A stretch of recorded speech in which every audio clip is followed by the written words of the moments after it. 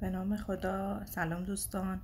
همونجور که تو پست قبلی گفته بودم میخوایم در مورد کتاب کندن پوست پیاز یه مراوده با هم داشته باشیم. یه خورده به تحلیل که نمیشه گفت، یه خورده بازتر کنیم و این کتاب رو من بخونم براتون، ببینید چقدر تأثیر گذاره روی حالت روحیتون و میتونید حداقل از این اول کتاب متوجه شین که ببینید اصلا شما یه هموابسته هستین یا نه.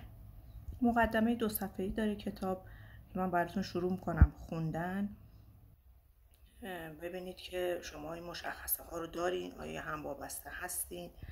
خیلی جالبه که این کتابو یه سری روانشناس توی قسمت اروپا روی این فکر کردن و زمان گذاشتن و این کتاب رو نوشتن. موقعی میرسه که ما میخونیم میبینیم که چقدر حالتهای روحی ماها انسان ها همه شبیه همه، یعنی چه کسی که منی که دارم تو ایران زندگی میکنم و اونی که تو اروپاست، اونی که تو آفریقاست، همه با هم. کتاب میاد میگه، این قسمت مقدمشه، میگه ما برای کسب درک و فهم عمیق‌تر از هموابستگی با درون نگری و کار کردن روی احساساتمان مثل کندن پوست پیاز راهمون رو ادامه میدیم. چرا میگه پیاز؟ میگه پیاز بیانگر درد و رنجیه که ما در دوران کودکی داشتیم که آثار تار و پودش روی آثار وجودی ما هست و میایم یه تعریف مجدد برای خودمون باز میکنیم، از تعریف هموابستگی شروع میکنیم و اینکه ببینید برای تداوم بقای خود شخصیت واقعیمون ذهن میاد ما رو به خفا میبره که ما بعضی موقع یه سری کارا میکنیم نمیدونیم این مثلا ریشش در کودکی بوده، ولی این کتاب میاد باز میکنه برای ما تک تک.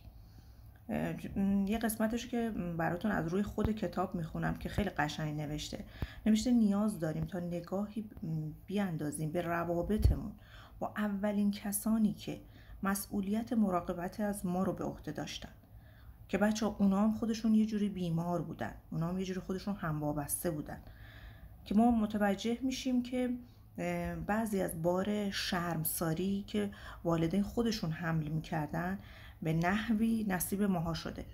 اون تنفری که داشتن، اون کنایه هایی که بهشون میشده، تک تک به نسل بعد ادامه میدادن. حالا کندن لایه ها میاد به جهت گستردگی که داره و عمق اونها ضروریه که ما بپردازیم به اخلاقات و احوالات خودمون. بعد میاد دوباره میگه که الگوها و رفتارهای هموابستگی رو که تک تک توی این برنامه میگیم، میگه رها کنیم تا بشیم دوباره همون آدم که بودیم، همون آدمی که توی کودکی بچه‌ای که دیدین رهاش میکنه، خوشحاله، میخنده، گریه میکنه، حالتاش کاملا طبیعیه. بعد میاد اینجا بچه از 12 قدم میگه، 12 قدمی که میگم این نویسندگان اروپایی زحمت کشیدن نوشتن برای ماها و این کتاب ترجمه شده است که دست به دست ما رسیده و چون که این برنامه نیست که سازمانی بشه، گمنام هست، توسط 12 قدم توی یه سری مثلا برنامه‌های مجازی مثل فری کنفرانس و برنامه‌های دیگه‌ای که هست توش برنامه میذارن، راهنما داره و به طور کاملا رایگان هست. اینکه خیلی خوبه آدم بتونه یه چیزی داشته باشه که بدون صداشو یه جایی از این دنیا یه نفر داره بدون اینکه قضاوتش کنه میشنوه. بعد دیگه میتونیم مثلا بعد جلسه های دوم سوم یه راهنما انتخاب کنیم که بتونیم حرفامون رو بدونی که گمنامی داشته باشه، بدونی که مثلا مشکل داشته باشه باهاش بدون پرده بیان کنیم و ازش راهنمایی بخوایم بر اساس تجربش. بعد نوشته که دیگه الگوها و مشخصهای هموابستگی از این رو ارائه شده. بعد تشخیص الگوهای انکار، عزت نفس، اجتناب و کنترل باعث میشه که ما هموابستگی رو پیدا کنیم، ببینیم کدوماش تو ما هست. که میرسیم، خیلی جالبه بچه ها، قدم 1 و 2 و 3 رو باید بارها کار کنیم که با بسیاری از مشکلاتی که توش مواجه میشیم درمان کنیم و به اون رقص بهبودی برسیم.